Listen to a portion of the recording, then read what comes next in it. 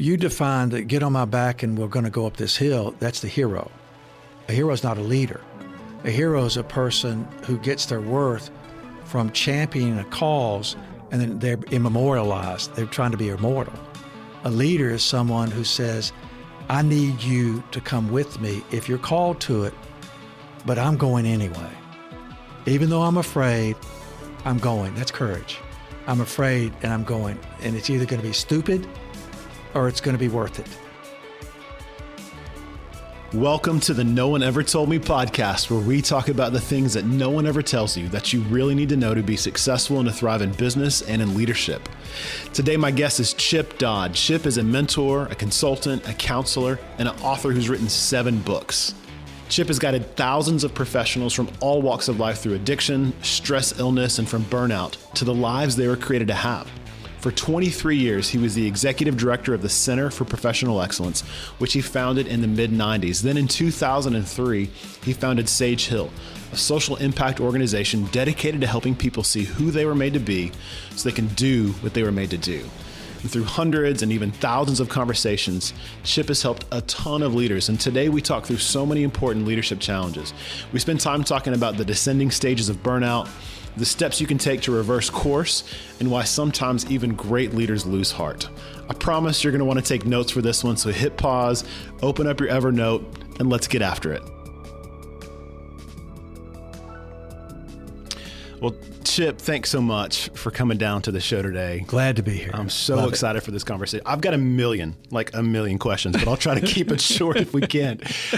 We probably could start a lot of places, but I think it'd be fun to start because you're a founder. You're not just a counselor. You've started organizations. So would you take us back to the Center for Professional Excellence? Yes. And then maybe Sage Hill as well, and tell us that story? Yeah, and even as we start right now, my oldest son said, Dad, when somebody comes to you about one of your books you've written, and they'll say, I got so much out of that book. Thank you so much.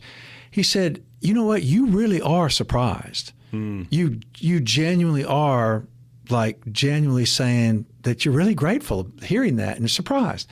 So it's like, and you're not faking that. I'm like, that was news to me. Okay. Kind of like. You didn't know you could help people? Well, no, I hoped I could, but I was always surprised when someone had such gratitude and that the work that I had offered out of my own desire and vulnerability was appreciated and taken in. And it's humbling more than just confirming some kind of worth. It's like, wow, I'm so grateful. I'm so glad. So even as you hear founder, even as I hear the word founder, you've done it, and it's like, I really have. So, I mean, I'm surprised by it, and yet I absolutely intended to do it. Right. So there's that conflict, and I think it's a good thing in some ways because I'm always grateful that I've gotten to do this thing. So I wasn't doing it to be worth something.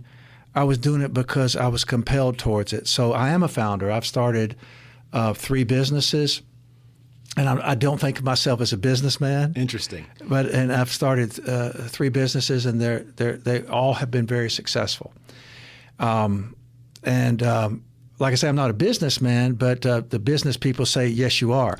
And I say it's intuitive and learned along the way. That's good. Because what was driving me and pushing me all along the way is being compelled from within. Okay. I've got this idea, this thing I want to do, and then it became, so how does this happen? Okay, it was the question. But the Center for Professional Excellence was a treatment center that I started in 1996. And it lasted until I basically released it, sold it, and its endings weren't as good as I wanted them to be once it was taken over. But we were able to, through that addictions treatment center, helping people see who they're made to be so they can do what they're made to do. And I was giving what I had received. I was giving away what I had gotten, right? And that saved thousands, that program and that process that I created. And it also invented a model for how to treat people and then implemented the model in terms of actually doing it. So I dreamed it, I thought it, and I did it, And that was all God's grace. And I'm not saying I'm saying I got to do it. Just like, I want to remember that. And even last night, amazingly, Matt, I was with my youngest son, and I was with a dear friend of mine who, honestly, I got to admit, about 15 years ago went through treatment, and he and I, over the years, became very, very close. Wow. And probably he's one of the finest men I know in my life. And his son was there too. And he began telling the story of his recovery to my son, and some things to his son that his son had said didn't know. Wow. His son's 22. And as he was recounting all the people who had impacted him, he named 5 different people, and all 5 of those people were people whose lives I had gotten to be involved in a very deep way. And they all led to him going to treatment. And then I ended up doing premarital counseling with his son. Oh, my gosh. So we've got a generational lineages that connect to getting to do that treatment center. So, to really create a real business, it needs to matter from within. It can't be just about the profit. Money is a byproduct of doing something well and doing something you really want to do, both. So I founded CPE, and then to extend CPE into the public, because I saw so many people making gains like crazy. Their lives were transformed through the recovery process, but it was recovery of their hearts. It wasn't adding more to their intellect, although we gave them information. It wasn't making them stronger in will, because these were already willful people. They were already successful. Yeah. But we helped carve a path for them to walk in using their will. Wow. And we didn't make them more moral. We helped them awaken to the spirit of the law that propels them to go do that which is the law by their own very, very impulse, their very desire. So what we did, we helped bring people back to heart. And then I founded Sage Hill, which is helping people see who they're made to be so they can do what they're made to do. Did that with the same principles. I wanted to take what was in CPE outside CPE. Okay. And then now that I don't have anything to do with Sage Hill anymore. Okay. It's kind of like it birthed it, grew it, and let it go. And then now I've started ChipDodd.com, which is about mentoring and consulting. And I almost did not do that, to be honest with you. But it's the third business. Okay. I was talking to my youngest son. This guy's been very influential in my life. That's my right. youngest, both of them have. But I was talking to him. He was beginning his career, and I was sort of thinking about closing mine out. And he got mad at me. And he said, Dad, you just now, after 30-something years, have everything in one place. And I need to hear it. We need to hear it. These younger people, he was 28 at the time, 27 actually. He said, we need to hear it desperately. And I remember that night, we were sitting by a campfire, and it re-inspired me. I was just tired because the CPE had been dismantled, honestly, is what really happened. And so I was like, well, maybe I'm done. And he just the call from the young. And my ears are open, my eyes are open, my heart is open. I heard him and started ChipDodd.com at that point to do what I'm doing right now. So you're winding down a successful career. More than I realized, more successful than I ever knew. Last night was just a statement of I've gotten to have impact. 7 books. 7 books, my goodness. Yeah. 7 books. So, I mean, thousands of people have been helped through these ideas and these thoughts and these processes. Yeah, right? the young man last night I was talking with said that a dear friend of his at Hillsdale College found out that we were friends, and she said, you know that guy? Yeah, my dad and he are great friends. And she said, these books have changed my life. They'd never met before, but this, and I say that because I didn't do it to get known. I did it because I could not help but say it, regardless of the consequences. Okay, because when The Voice of the Heart first came out, it was the first book I wrote. It was, let's just say, I told Sonia, I said, I think this is going to be really important. And then basically it came out and I heard crickets. Oh, no. She said, you know what? You were just simply obedient to the call within you. I would listen to that which I could not shut up and wrote it down. Wow. I mean, that's how this podcast feels to me. It's like, I don't know what's supposed to be on the other side of it, but I know these conversations are significant. We should have them. Yeah, I agree. It's got to do it. Yeah. And that's a lot about running business too. We're talking about what inspires it. Yeah, that's right. You know? There's got to be a why there, because things get tough, and if there's not a good why, it's pretty difficult to maintain a tough path. It really does. I mean, the question has to be beyond this is a good idea. Yep. Or wouldn't it be good if? Yeah. There's got to be, is it worth it? And then what makes it worth it? Yeah. And that's where I'm so big on for the people who are looking into starting something, they're dreaming something, or they see something that's a problem, and they think somebody needs to do something about it. Somebody should do something about that, yeah. Well, we have to ask ourselves, to really do something about problems, I've got to ask myself, does this really matter to me enough to be in pain over it? Okay. Besides, can you repeat that again? Yeah. Does this really matter enough to me to be willing to be in pain over it? That's a great question. Not just in pain, somebody should do something, but more like this is so moving in me that I've got to go find out. I've got to lean over into it.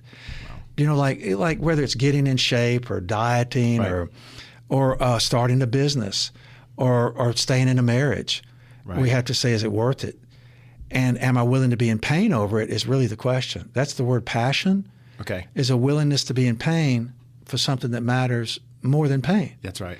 And then passion is like being compelled from within. Okay. Like I kind of can't help myself. I move towards this thing, and then we go like, for what purpose?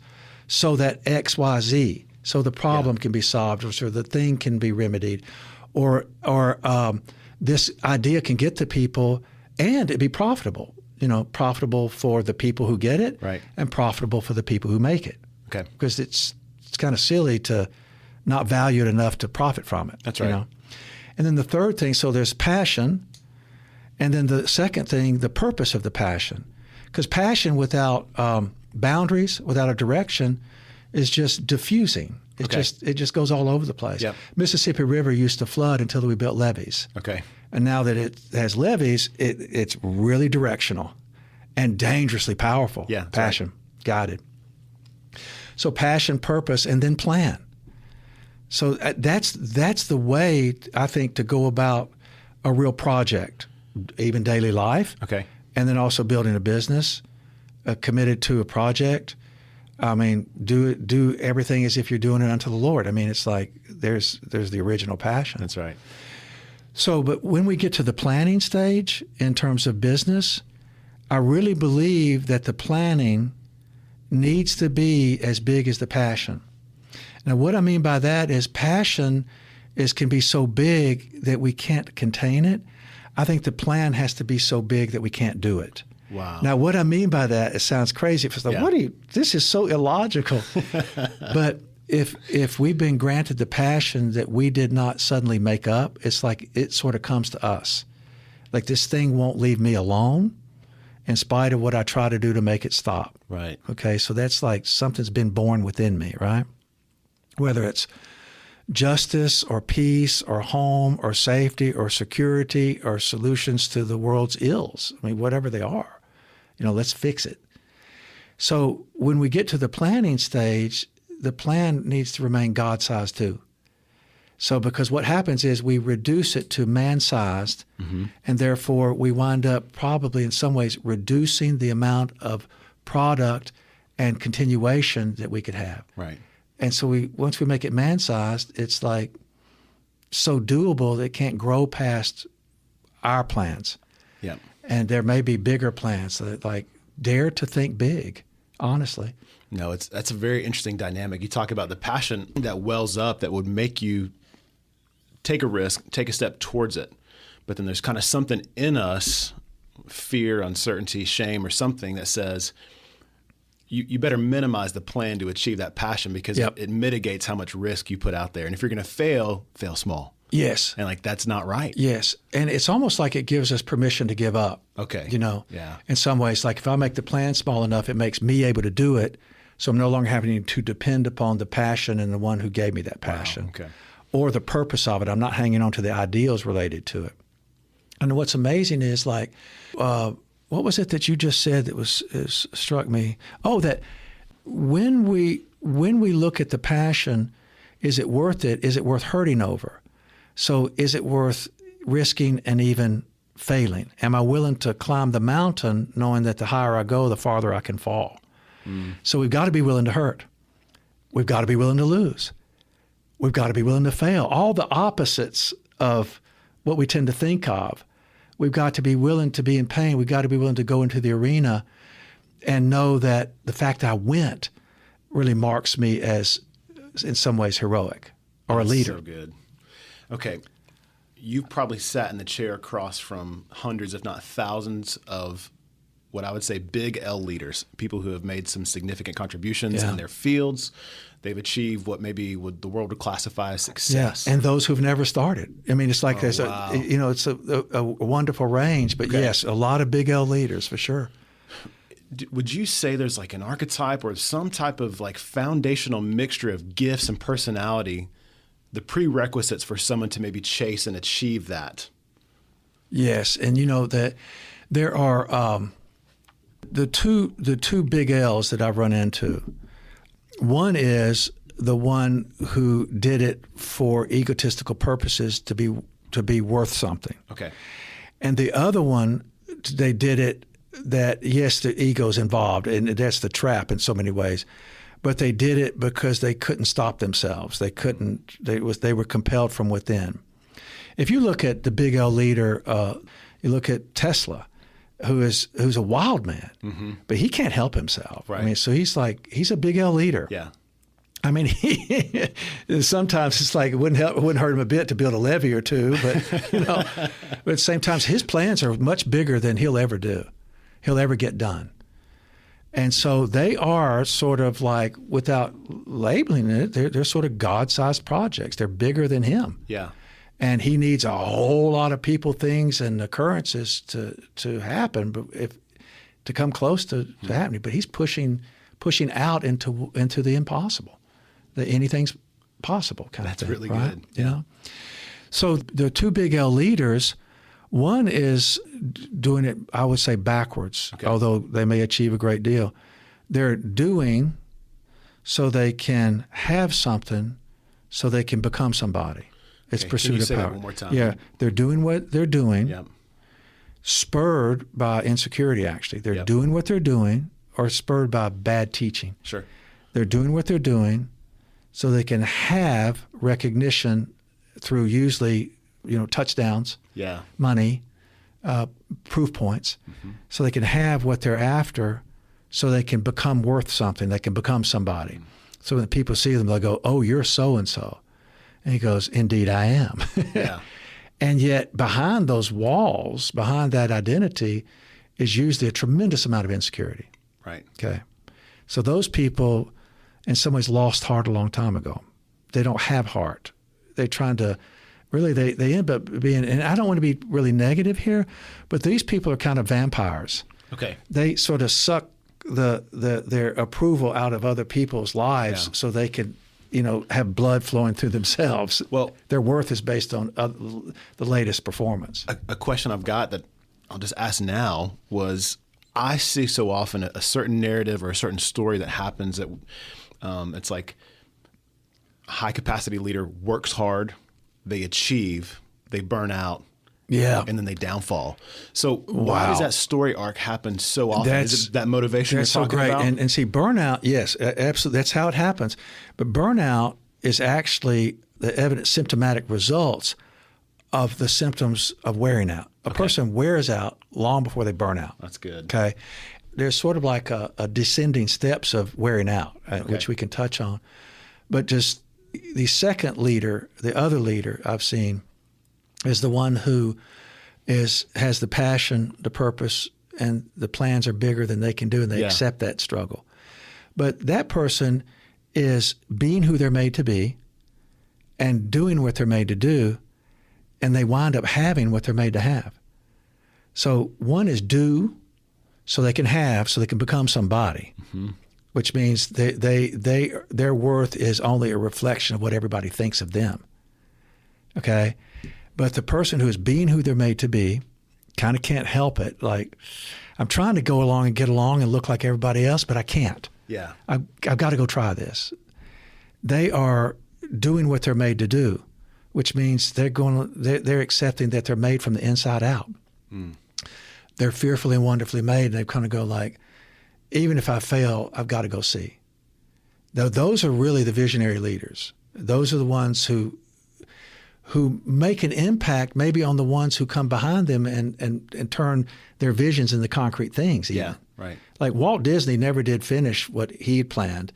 In fact, his brother took his vision and did it. He put feet to his vision. He put feet to it. He did, and Walt got a long way. But it was Disney World was actually done by Roy. Walt had passed away, I think in '65.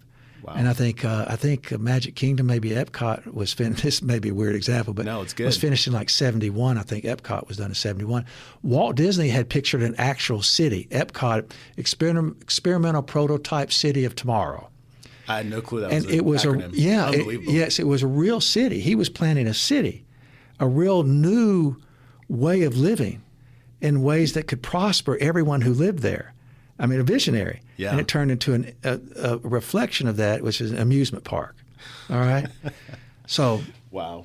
So anyway, so be, do, have really is amazingly seek first the kingdom of heaven, right out of the Bible, and all these other things. Seek first the kingdom of heaven and its way of doing things, its righteousness. Yeah, it's a path. Yeah. And all these other things will be added unto you. That's be who you're made to be, as you're created. Do what you're made to do. You're going to have what you're made to have. So that the desire of life matters more than the acquirement of stuff. Right. That the stuff is secondary, which means you're free instead of like having to get the stuff so I can be secure. Well, we talked at the beginning, just kind of when I was going to be the pitch for why we're doing the show, the statistic about 70% of millennials wanting to work for themselves and, fewer than 25 or 26% actually doing that. I'm just curious about those external motivations that would drive people who may not have that intrinsic motivation and vision to be those types of leaders getting on a pathway they were never meant to be on. Mm-hmm. So there's kind of that dichotomy of maybe not everybody's supposed to lead at a significant capacity. Everybody's supposed to lead something. I think we all have a responsibility to do as much good as we can with as much purpose as we can make within what God's given us. But I also think some of us look down a path and go, well, I see the results of their leadership, or I see the results of their process, and I want those results, and so I should be an entrepreneur, or I should go start a business. So did you ever kind of help coach and counsel people who maybe had those motivations mixed up, and backwards? Yes. And we got a lot of beautiful things happening here. The do have become somebody leader, and they are leaders, have also contaminated a lot of the younger people, which we'll get to. But the pitfalls for those leaders and the pitfalls for the visionary leader or the passion leader is that one never really has the heart of what they're doing, the other one loses heart. And there are 5 descending pitfalls.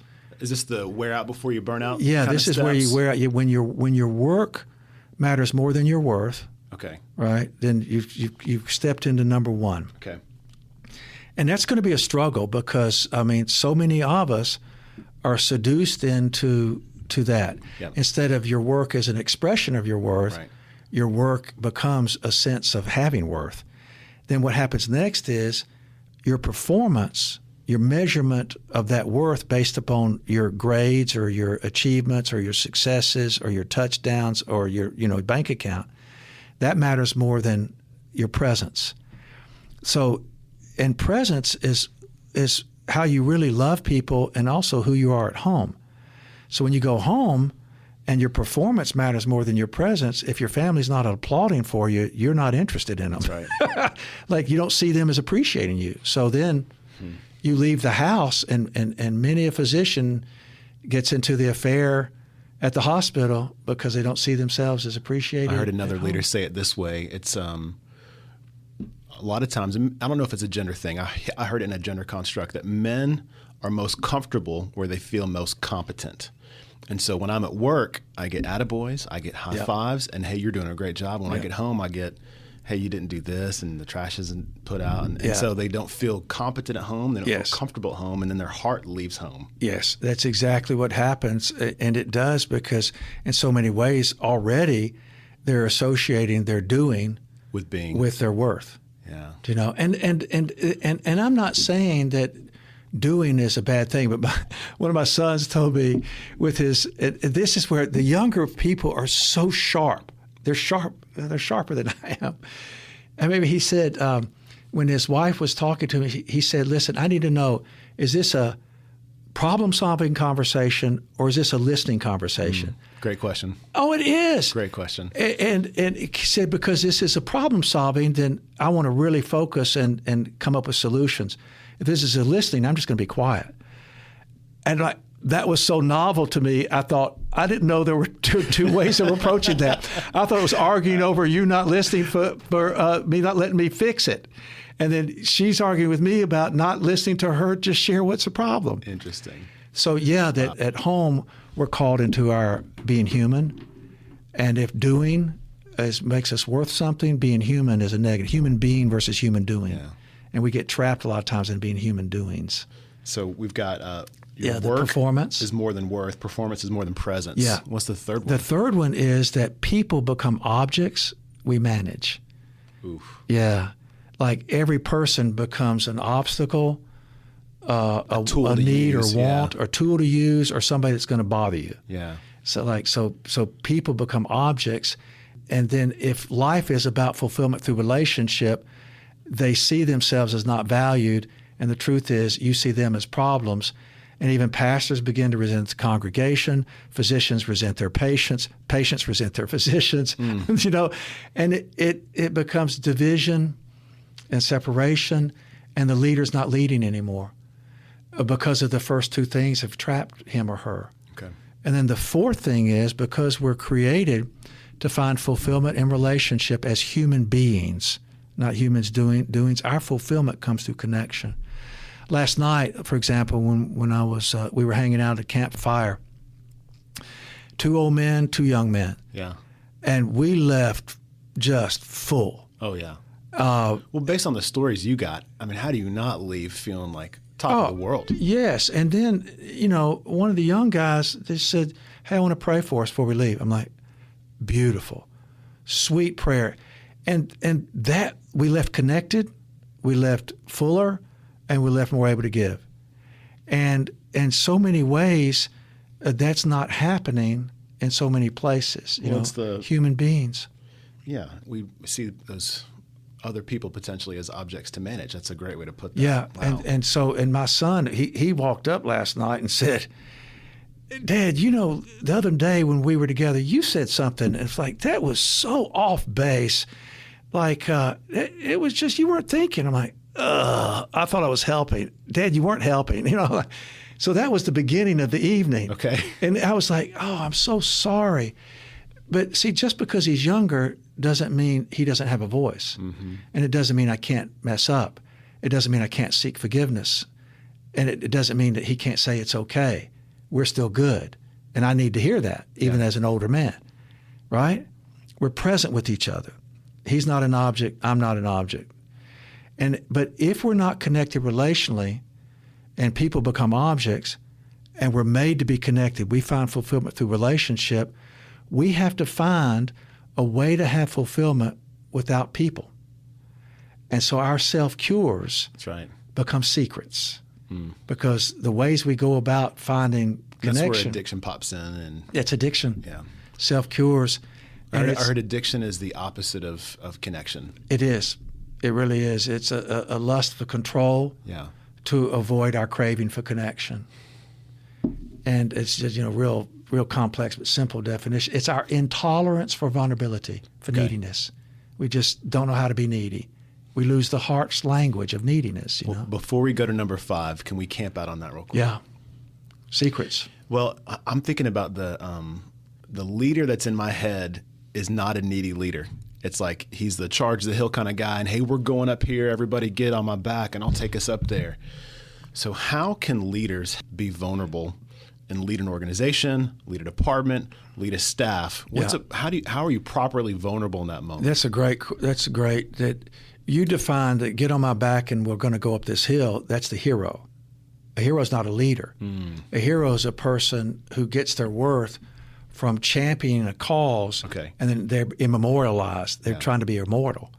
A leader is someone who says, I need you to come with me if you're called to it, but I'm going anyway. Oh, that's so good. Even though I'm afraid, so good. I'm going. That's courage. I'm afraid and I'm going. And it's either going to be stupid or it's going to be worth it. Well, courage is something I love to talk about on this podcast because I think there's just a deficit in culture. I don't think we see great examples. I just referenced an iconic leadership characteristic that you said is it's fallible, it's false, it's a heroic thing. That's great for stories and myths, but in practicality, we just need, how'd you say it? Leaders with courage to say, I'm going to go in here. Yeah, leaders with courage are saying, I'm called to this thing. Yeah. You know, the passion, purpose, plan. Be, do, have. I'm called to this. So if you're called to it too, I would love for you to join me. I need you. That's vulnerability. I need you. I need you. In your appropriate authority, I need you. Yes. I'm not asking you to have my gifts. I'm asking you to have yours. Oh, it's so good. Which means they're inviting those people who are called to it to bring everything they are to it in their giftedness. But the leader assumes leadership by they're following him and he's following that thing. Okay. And they're buying into that thing because of him. And they're called to that thing because it's a great idea or a great purpose. We're not videoing this. If you were, you would just, I'm just grinning. Like ear to ear. I love how simply you're describing this. It's really helpful. I know. And it's how we're made. That's my whole career is dedicated to reawakening how we're created. Because I fell asleep years ago. I was lulled into sleep. I was told something was wrong with me. I was told, you're stupid. I mean, that all these things that were percolating in me were wrong, so I shut them up and shut them down.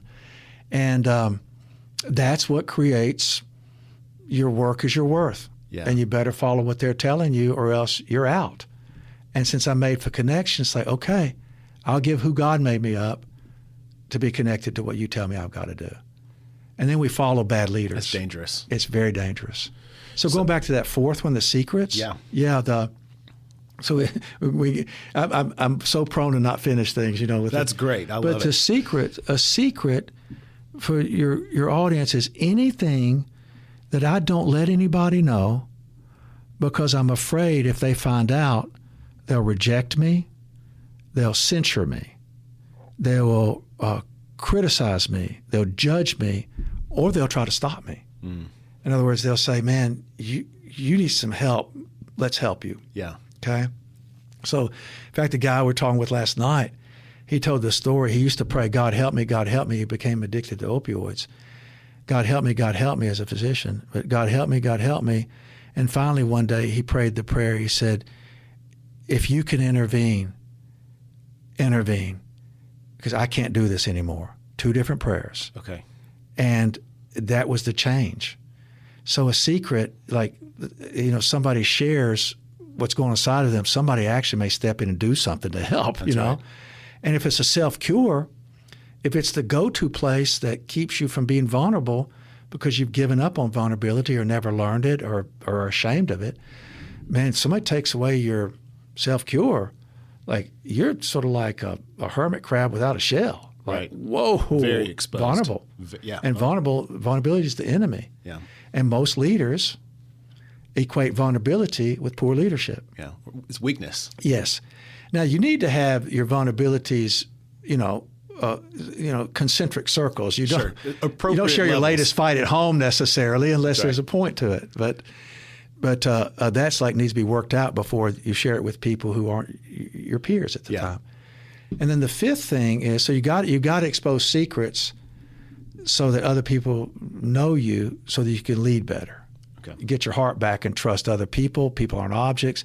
You're appreciated for your personhood, and your worth matters more than your accomplishments. You get back up to human being on the surface of the earth with other human beings, even though there's a world looking to use you as a leader, you know? And then the fifth one is by the time you've hit 4, if this thing progresses downward, you become isolated. And so see, it really and truly, and the younger people get this more than we were raised to get it, is that life really is about relationship. Even though they're seduced into life is about like getting yours. And you're taught to believe like, hey, you just throw your hat in the ring on TikTok and you'll be a millionaire in 4 weeks. You know? Which does happen for 1 in a billion. And we're often seduced into believing there's a way around having to invest in vulnerability and having to really test the passion. See, a person can say, man, I'm all into this, let's do it. And we've also been seduced away from delaying gratification because what the internet, the whole social media thing, it actually pushes the results without showing the time it took to get them. That's right. So everybody's an overnight success, but it took them 10 years to get to that point. So we measure ourselves against that success. We're all failures. That's right. And then we measure ourselves against that success, and if we don't get success quickly, we quit. And so, man, passion is huge. And then people training us to how to live in that passion, encouraging or championing us to keep on. We've got to have somebody help us do that. Well, you said it a few minutes ago. I'm kind of a visual thinker. So the second you said it, I had an image. It's like a leader has a passion or gets a vision, and a healthy one invites people to go do it. It's like, I have heart. And I'm encouraged. Encouraged towards this end. Come with me. And the way you described it and the way I saw it, it's such a simple path. But man, we screw it up really fast and so often. Why is it so susceptible to failure for most leaders? When we're born, we really are living how we're made. When we come out of the womb, we really are amazingly courageous. Because courage is like full-hearted participation. I mean, do you know a little infant, before they even walk, will army crawl on the ground 50 yards to get to some place? Like, that's courage. Like, we go out in the parking lot and try that number. It's like, I'm done after 10 yards. Like, this is crazy. But they're after something, even though they're not equipped. They can't walk. And also, an infant comes into the world gratefully working, meaning they bring their hands, their head, and their heart to something. That's an artist. So infants are like artists. Like a laborer works with his hands or her hands. A crafts person works with their hands and their head, kind of the engineering. But the artist brings the laborer, brings the crafts person, and brings the art, the heart, to what they're doing. They're all in. So work is a beautiful thing. I love work. I love to work. So I love getting stuff done. I love to go with this thing to make active what I dreamed. Just see. To pull something kind of out of almost the air. Out of the pull air. It into reality. And to go, isn't this wonderful? So the how we're made is, believe it or not, we're to be grateful about work. We're actually created to inborn courage that it gets poured out, so we have to be encouraged. And then we're also born being sure of what we hope for and pretty certain of what we don't see. We actually are born with rudiments of faith. Look, I hope you're here, and I can't quite see where we're all going yet, but I want to go there. I can see that I'm made to be connected to you. Let's show me how to live so we can go do it. I'll go do it. So we're born with rudiments of faith, rudiments of courage, and rudiments of gratitude for work, like getting to do it. So that's how we're made. And we're made to connect in relationship and then serve those relationships out of gratitude. So, I mean, that's not idealistic. That's creation itself. I mean, everything that has life in it hungers to produce fulfillment. Right? And then life happens. Like, I was wired created just with this sort of a sensitivity, sort of intuitional questions. Okay. Like wondering like, hey, are you okay? Or I'm sad, you sad? Or I hate that happened to you. I remember like in second grade, like there were these other two kids in class that, I got my crayons out and they didn't have any crayons. So I'm like, hey, let's take my crayons, man. And then they wound up spending the night with me, and we had these, we hung out and stuff like that and became great friends. But like, hey, like I have crayons. It's like I already knew on some level what it was to hurt and hadn't given it up yet, knew it was to be sad, knew it was not to have, and knew what hurt feelings were. Right. And then along as life happened, there are plenty of coaches and come from the world of addiction. And basically it's, you need to shut that down. Survival matters more than thriving. Yeah. And so I had no one to tutor me or mentor these gifts. In fact, I was told they were They wrong. won't serve you, right? Yeah. So I used them to hide instead of use them to be available. Okay. I used them to survive instead of using them to risk all that passion. So when life happens, what we do is we hide our gifts. We hide our dreams. Because if you make fun of me for having failed something that didn't matter to me, or if you make fun of me for something I've already rejected about myself, I'm like, yes, so. Yeah. But if I reveal a private dream, like I think I'm going to become a so-and-so someday, and you mock that. So we hide our dreams just as deeply. That's one of our greatest vulnerabilities. So when you hide your dreams, you're also storing away your passion. You're putting away your willingness to be in pain. Because the purpose now is to not get hurt instead of I'm willing to get hurt for a purpose. So getting that back for me became this compelling thing. It's like I got mine back and combined with that intuition, it's like, let's get yours back too. So I'm just giving away what I got back. That's so good. By God's grace and other people's love, and they're willing to take a risk on me, man. It's like I'm just passing it forward, So we're born ready to go. And then there's a lot of stuff that happens that scars us. Yeah. And then instead of telling the stories around these scars, we start covering up the scars because we think it makes us unwantable. Yeah, that's right. Rejectable, incompetent. And when actually they tell the story. You said shame earlier, unworthy. Toxic right. shame. Yeah. Right. Toxic shame says I'm defective because I can't be more than human. Yeah. And God clearly says the only human is all you've got to bring me. Do you know? That's right.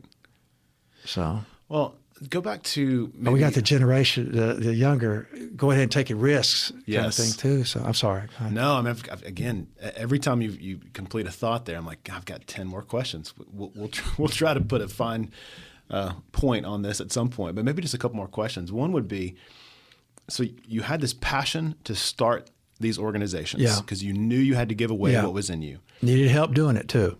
How'd you learn how to lead an organization? Because that's a different skill set than I know we got to go over here. Then you got to come back and actually build the framework to build an organization.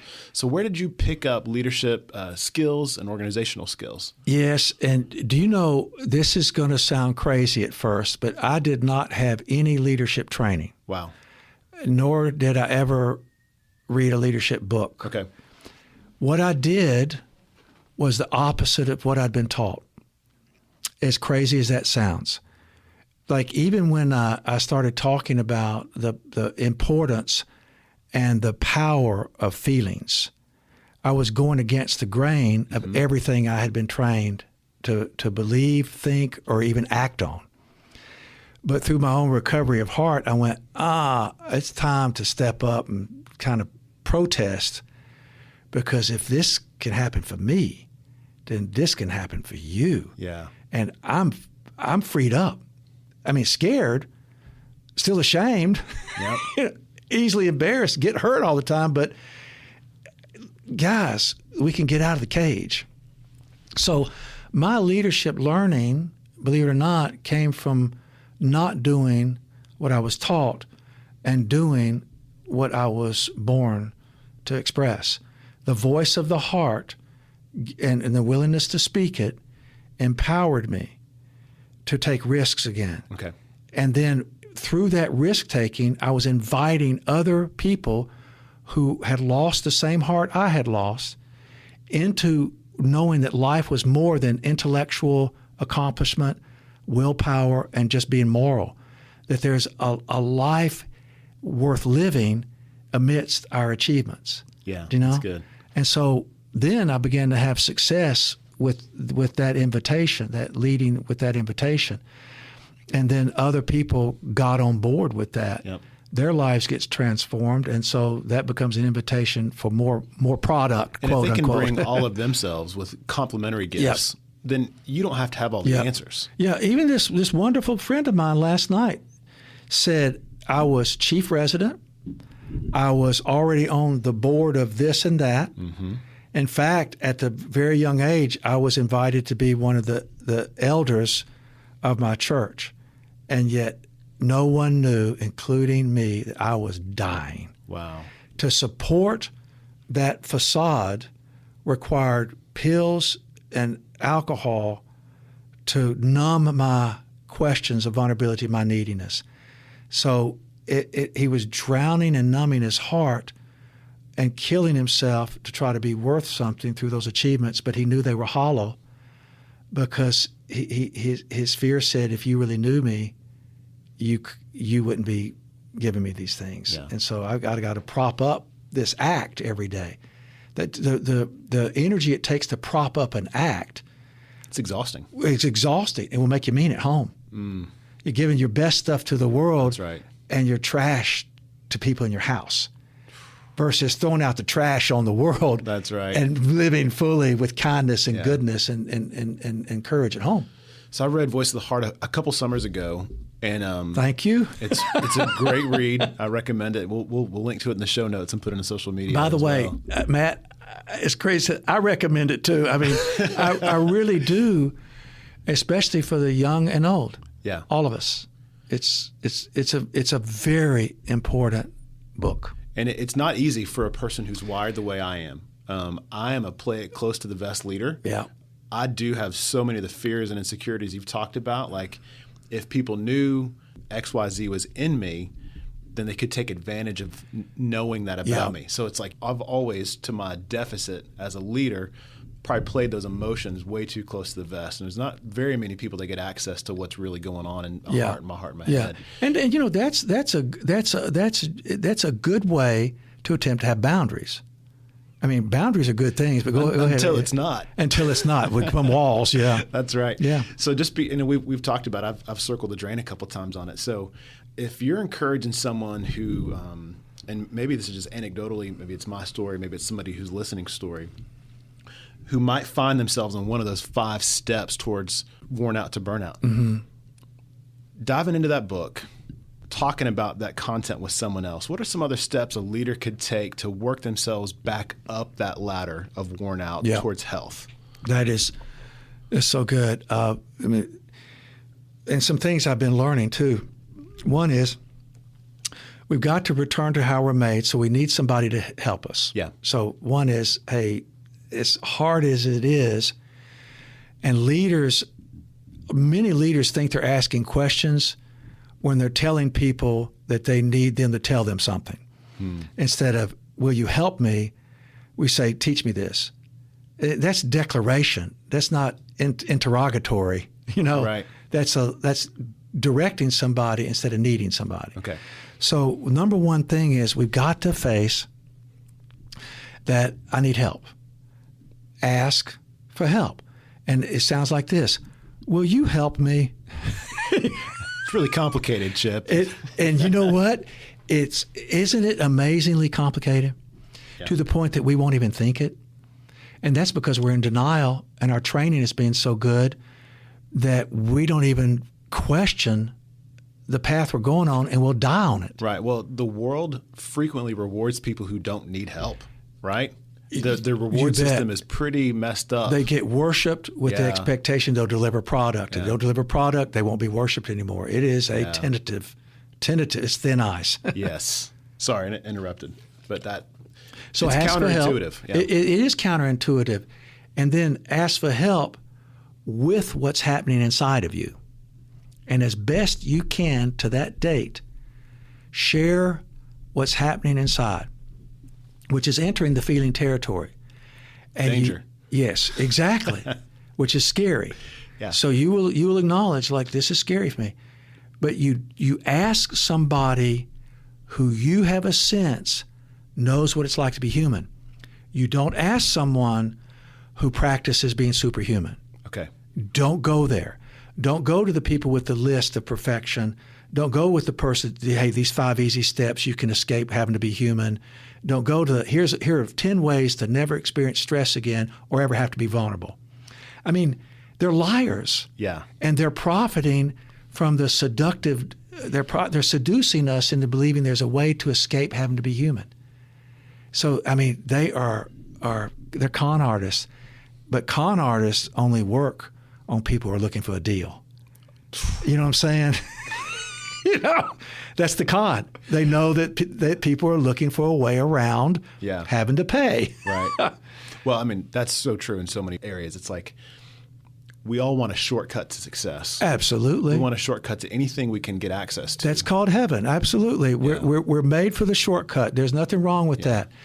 In fact, a lot of people, just younger people, older people, them who are beginning the journey of their dreams, you can't measure your results of the day against the end result of what you wish for, because the end result is far away, and the day where you've worked establishes the distance. Like, I'm not there. Yeah. So if you are concentrated on the gap between, you will have to give up. You've got to concentrate on the day. Yeah. The steps you took today to head towards this destination. So you've got to look at the steps of the day. I wrote Needs of the Heart, which, I mean, they're written in several of these books that are all about living in the steps of the day, living in connection with others as we head towards this place that we can't stop believing is there, or wishing is there, or building towards it being there. So going back to what we're on we're talking about. One is ask for help. Ask for help. Ask for help with what's within. Yes, what's within you. So that's where you get to the voice of the heart and the needs of the heart. It's like you were born with feelings, and believe it or not, just like there are a certain number of teeth, there are 3 primary colors, certain number of musical notes, certain number of organs in the body, there are a certain number of feelings you got, the core feelings. And I have found 8. Will you go over those real quick? Yeah, sad, hurt, lonely, fear, anger, shame, healthy shame, which is neediness, humility, guilt, which is having harmed myself and someone else and seeking forgiveness, and then gladness. And you talk about in the book, intrinsically, these aren't good or bad. No, they're good. In fact, I would say intrinsically they're tragic, but they're all good. Okay. Because each feeling, that's where we get the idea that they're bad because they're part of the tragedy. Every feeling is a benefit to us. Okay. For example, fear is a feeling that tells us we're in danger and we need help. So fear has been put in us by grace in so many ways, and mercy.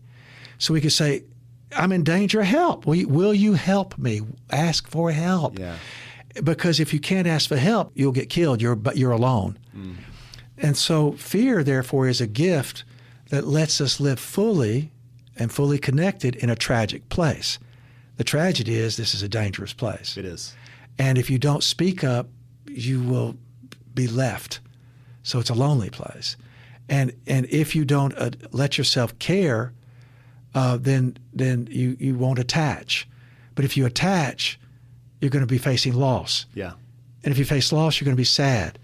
So sadness is a feeling that lets me seek comfort. Well, like, will you sit with me? I don't think I can go on by myself today. Comfort. I mean, blessed are those who mourn, for they will be comforted. I mean, blessed are the sadness, because the wings of love will wrap around you. I mean, it's right out of the Beatitudes. Yeah. You know? So feelings in and of themselves are good, but I don't like them. I only like the one. You notice there are 7 ones that we think are bad, like sad, hurt, lonely, shame, guilt, and anger. Oh, and glad. Yeah. Oh, wait a minute. There's only one happy one. Yeah, it's like 1 for 8, not so good. But they're all good because they lead us towards results. They're tools that let us live fully. Sadness brings me to acceptance. Loneliness brings me to friendship and intimacy. So ask for help, speak what's inside with somebody who has insides.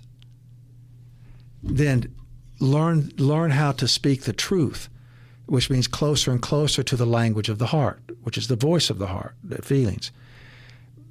Be able to say what you're needing. If you don't know what you need, there's the Needs of the Heart book, but also let people help you find it. And a lot of times finding what we need starts with saying what I don't need. I don't need your pity. I don't need you to do it for me.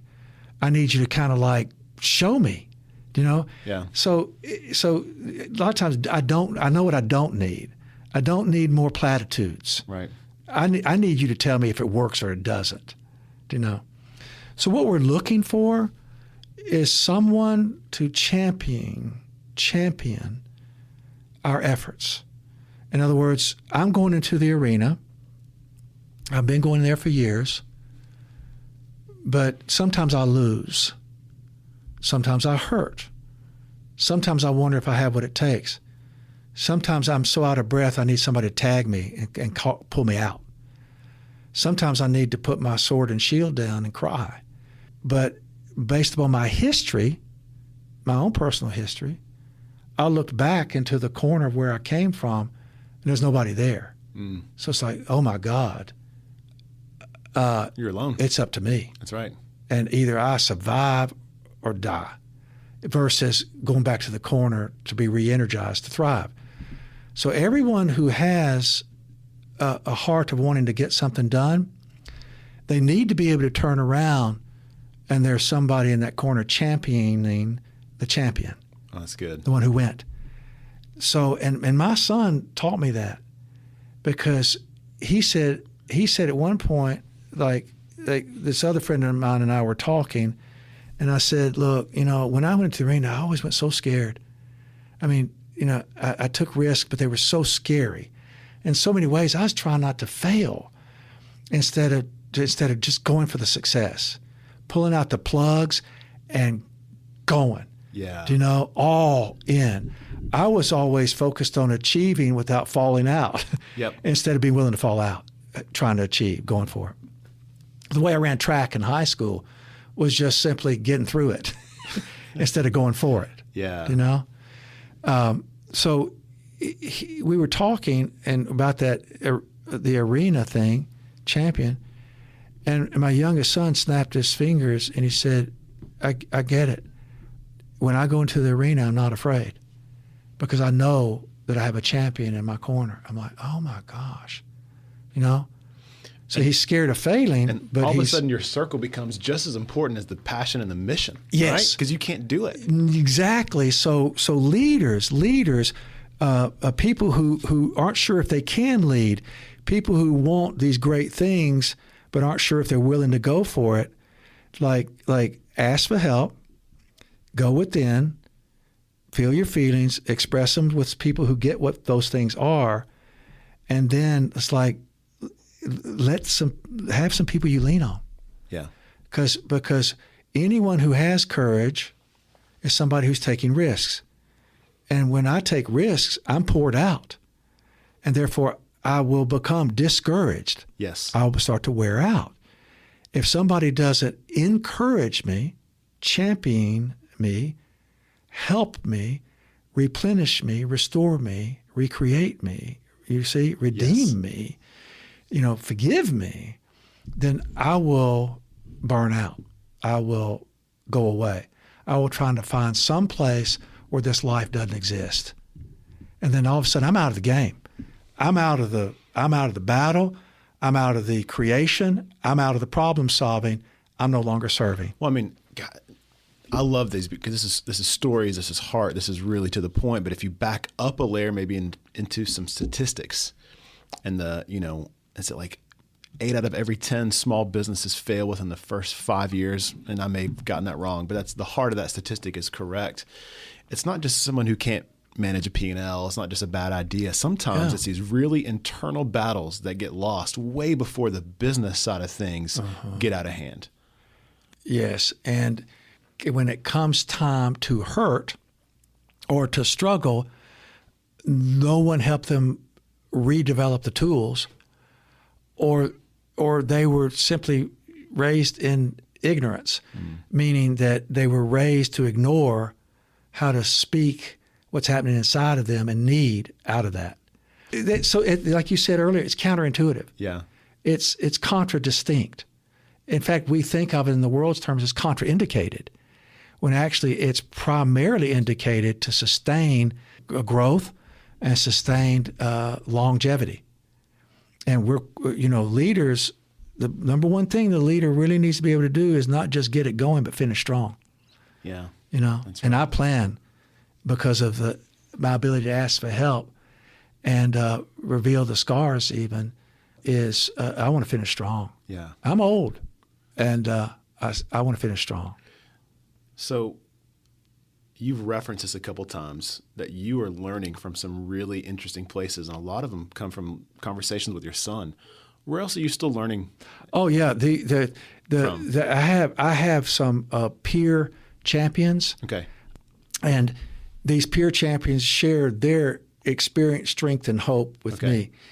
At this time, I don't know if it's the age that's come upon me, I don't have any older mentors at this time. I have younger, kind of confidants, and then peers who share their struggles with me, and me share my struggles with them. I mean, real vulnerabilities. Okay. So they are the horizontal strengths of my life. That's great. And then also daily vertical strength means, me, my head, my heart, and offering to the God who is above me, the God who is around me, and the God who is in me. Okay.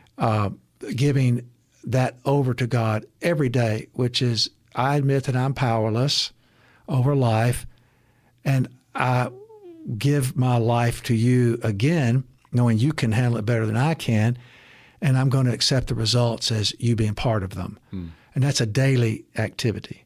That's really good. Yeah, so the horizontal strength and then the vertical strength is how to get centered. It's daily essential. That's good.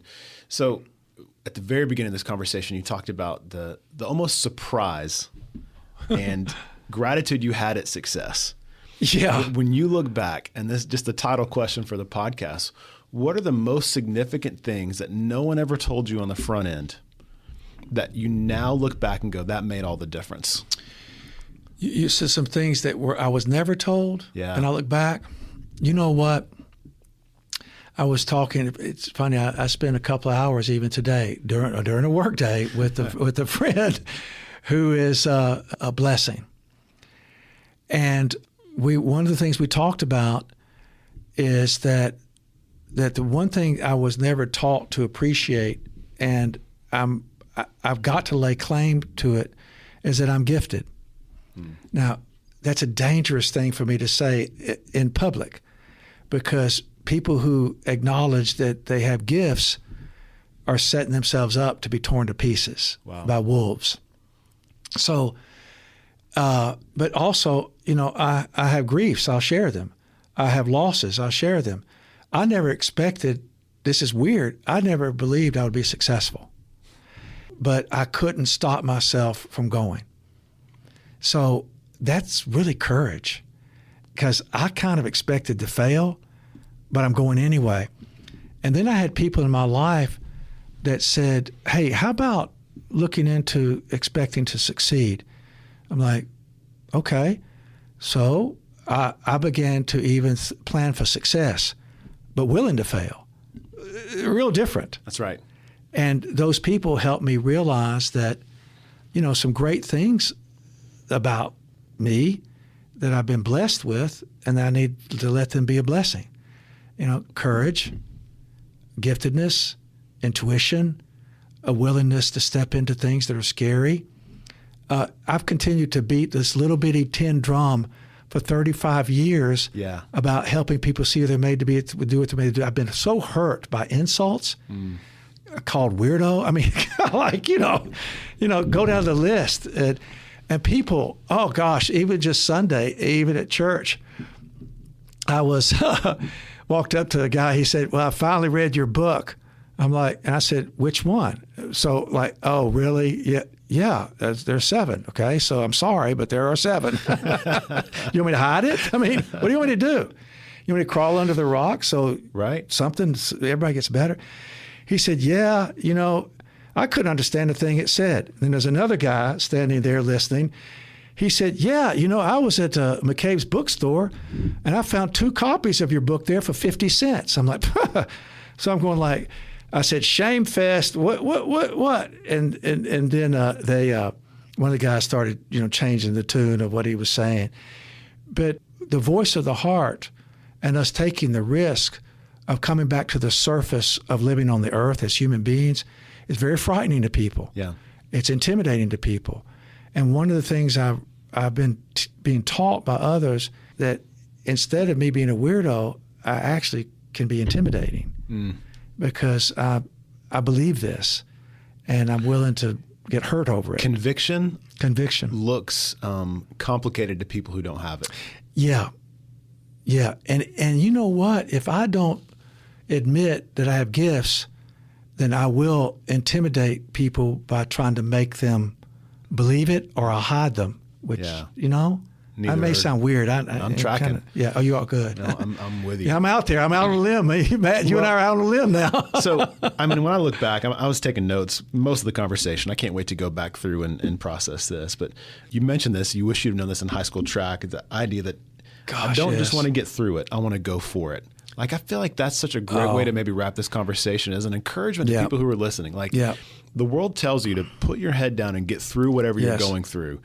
And the mindset shift, the perspective shift is don't just get through it, go for it. Yes. Even if you wind up doing it poorly, go find out. Yeah. And then if you need to make shifts too, like I said, in track, I just got through it. And I was doing track to be great at basketball, and I wasn't great at basketball either. Okay. So let's just get that settled. But gosh, I wanted to be. For actually some things that it would never have given me.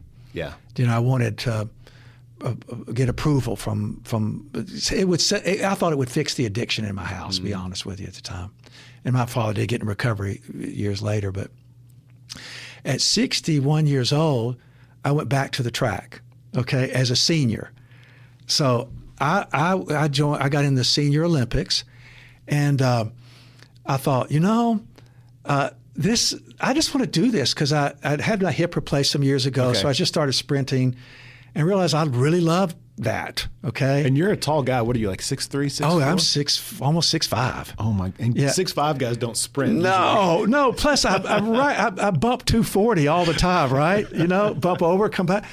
But I thought I'll go do this because it'd be like, now I'm old enough. I'm gonna squash some 60-year-olds. Like I'm like, okay, now's my time. And then the day of the meet, it's beautiful. I said, I don't think I'm going to do it. Sonia said, come on, who I'm married to. She said, come on, we're doing it. Let's go. Like my coach, Yeah. Come on. And I was like, all right. So we went out and did it. And the coolest thing about it all, the day was sunny. I was like, I'm grown now. Like, I'm not scared. I'm angry. I'm doing this. Just for the sheer doing it, like, do your life, do your recovery, go for it. Go for it. And I ran the 100 and came in 4th out of like 5 heats. And I'm like, oh my goodness, I'm not even hurt. and all of us old dudes like, nobody broke anything. We're all still here. We're all still here. And I thought, this is so much fun. This kind of anger, this kind of freedom, this kind of going for it. And Matt, I got a bronze in the 50, and there were a bunch of heats. And listen, big man.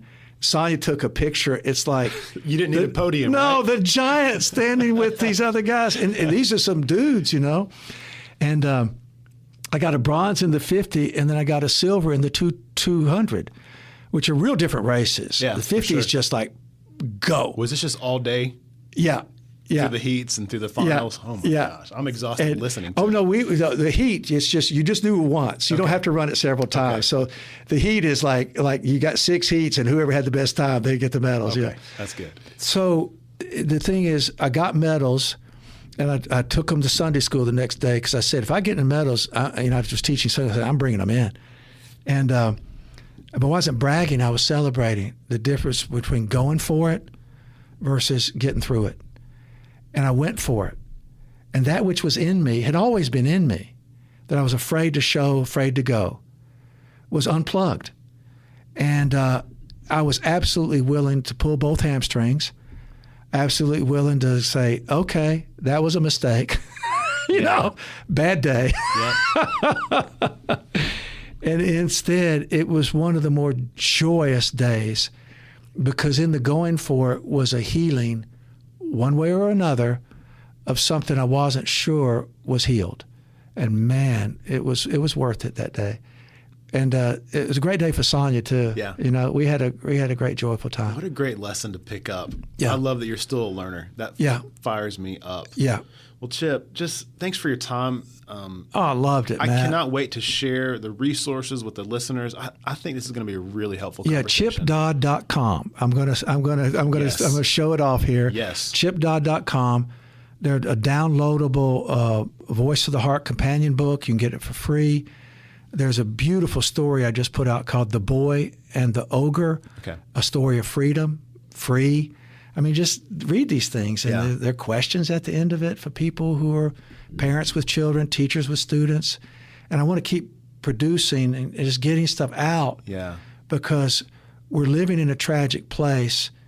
And the more of us who claim freedom in it without being of it, we're inviting others to come on. That's right. Let's join up and do creative things and serving others to go for it. Let's make a difference. Let's make an impact. Let's do it.